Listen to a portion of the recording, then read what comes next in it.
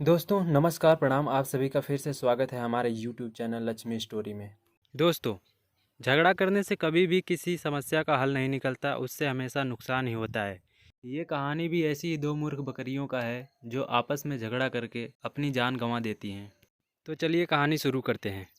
एक जंगल में दो बकरियां रहा करती थी। वो दोनों बकरियां जंगल के अलग अलग हिस्सों में जाकर घास खाती थी। जंगल में एक नदी भी थी। उस नदी के बीच में एक पतला पुल था।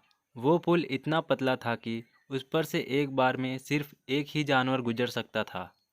एक दिन हर रोज़ की तरह ये बकरियां जंगल के अलग अलग हिस्सों में घास खाने जाती हैं। वापस आने का समय दोनों का एक ही हो जाता है। ये दोनों बकरियां नदी पार करके जंगल के दूसरे हिस्से में जाना चाहती थी।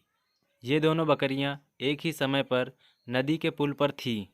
पुल की चौड़ाई कम होने की वजह से दोनों में से सिर्फ एक ही बकरी एक बार में गुजर सकती थी। लेकिन उन दोनों बकरियों में से कोई भी बकरी पीछे हटने के लिए तैयार नहीं थी। पहली बकरी ने कहा, सुनो, तुम मेरे बाद ये पुल पार कर लेना, मुझे पहले पार करने दो। दूसरी बकरी ने पहली बकरी को जवाब दिया कि नहीं, पहले मुझे पुल पार करने दो, उसके बाद तुम पार कर लेना। इतना बोलते बोलते दोनों बकरियां पुल के बीच में जा पहुंचती हैं। दोनों बकरियां एक दूसरे की बात से बिल्कुल भी सहमत नहीं थी।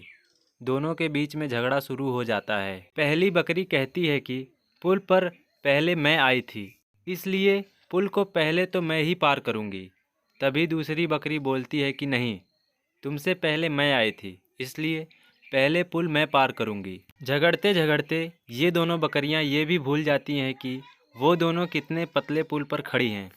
दोनों बकरियां झगड़ते झगड़ते ही अचानक नदी में गिर जाती हैं।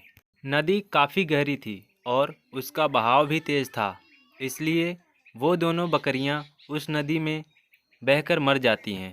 दोस्तों, इसलिए कहा जाता है कि झगड़ा करने से कभी भी किसी समस्या का हल नहीं निकलता है, उससे हमेशा नुकसान ही होता है। हमें ऐसी परिस्थिति में झगड़ा न करके शांत दिमाग से ही काम लेना चाहिए। दोस्तों, आपको इन मूर्ख बकरियों की कहानी कैसी लगी हमें कमेंट में ज़रूर बताएं। ऐसी ही और कहानियाँ देखने और सुनने के लिए हमारे चैनल को सब्सक्राइब करें। मिलते हैं अगली किसी ऐसी ही रोचक ज्ञानवर्धक और प्रेरणात्मक कहानी में। तब तक के लिए धन्यवाद।